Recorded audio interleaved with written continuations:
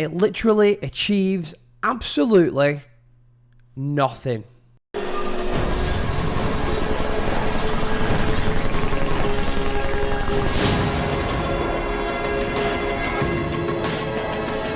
He's crazy like a bower. His name is Forrest Power. Good morning, good afternoon, or good evening, YouTube.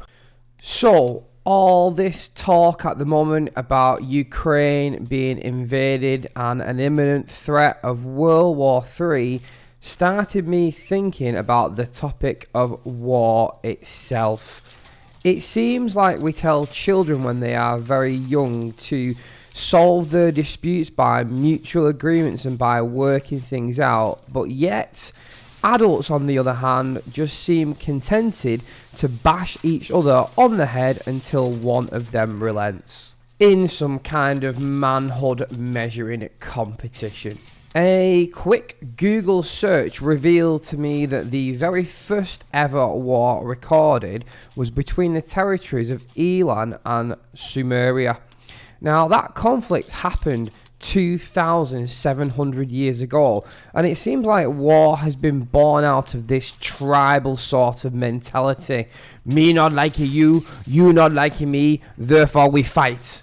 And when you put it like that, it seems quite ridiculous, doesn't it?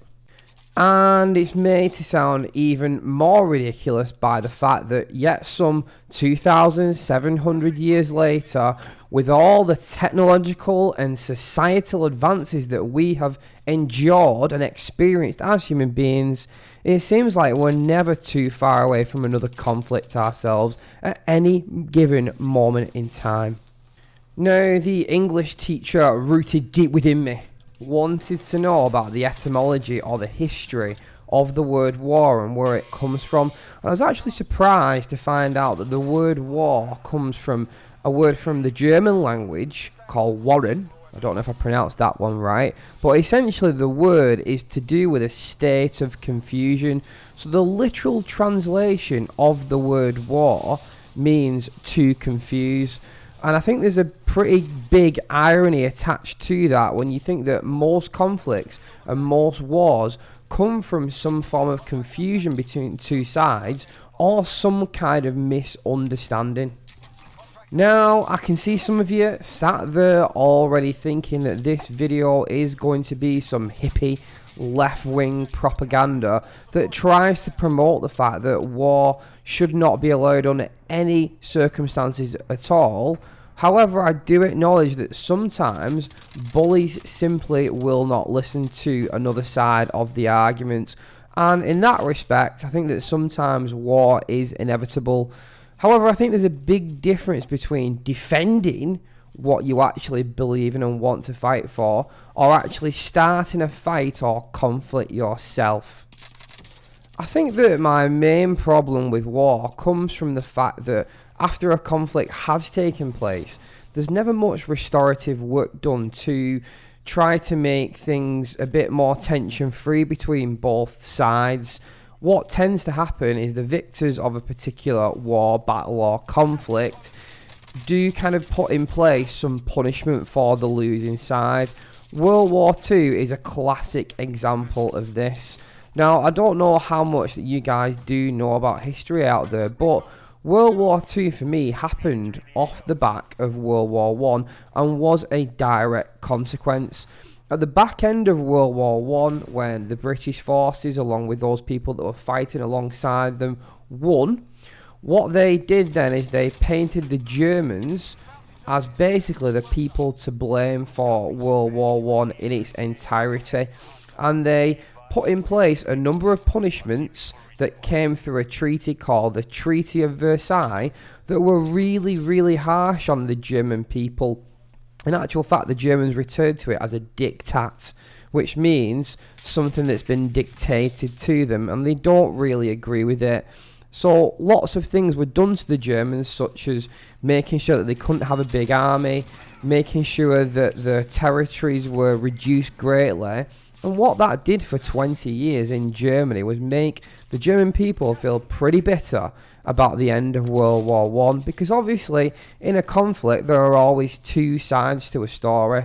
So inevitably the German people decided to put their faith in someone that said, you know what guys, I can restore Germany to the power that it once was.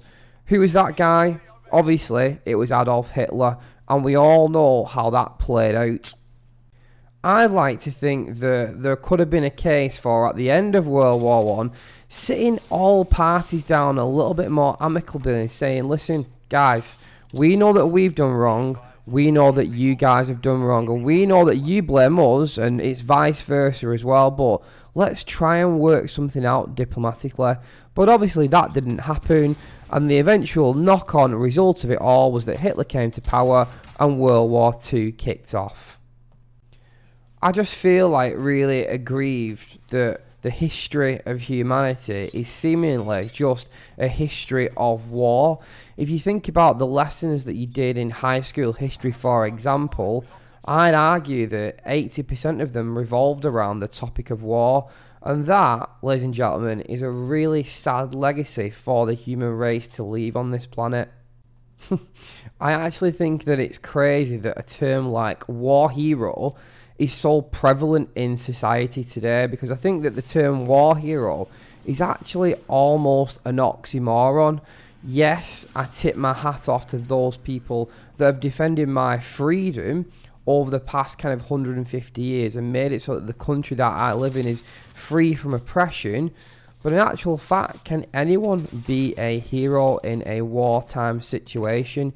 You are basically just being glorified for killing another human being, which I think is totally wrong. And I think that the term war hero is largely dictated by the side that wins the war. So if you flip the coin and think that if Germany had won World War II, that humanity would now have some pretty different war heroes to what we actually do in society today, that's quite a frightening prospect. Usually after murmuring about a particular topic like this one, I do come to some kind of conclusion in my head about like how human beings could move forward, or at least justify or kind of box it off mentally for myself. But after thinking about the topic of war and how we move past it as a species, I am literally none the wiser. You could argue that disarming and get rid of all the nuclear bombs in the world would help make the world a more peaceful place and might stop war breaking out in the future. But is that likely to happen? Probably not. Even if you could persuade most countries to disarm, you still have that one country that didn't trust the other ones and kept a secret pile of nukes. For that reason, no other country will disarm themselves. Human beings simply do not trust one another.